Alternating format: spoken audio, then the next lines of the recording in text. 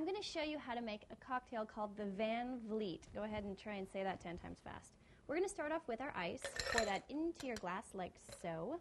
Then we're going to add to that 3 ounces of light rum. What I'm using to help me pour here is called a jigger. That's Jigger.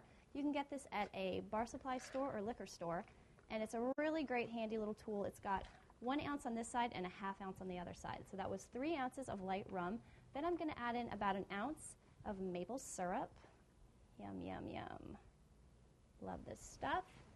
And 1 ounce of lemon juice. Now, I recommend if you are throwing a cocktail party, invest in one of these. Otherwise, you will be squeezing lemons all night instead of enjoying your party. Go ahead and shake that up.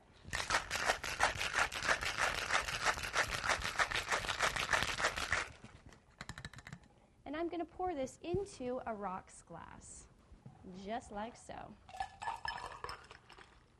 Go ahead and put in your stirry straw, and there you have it, a Van Vleet. Cheers.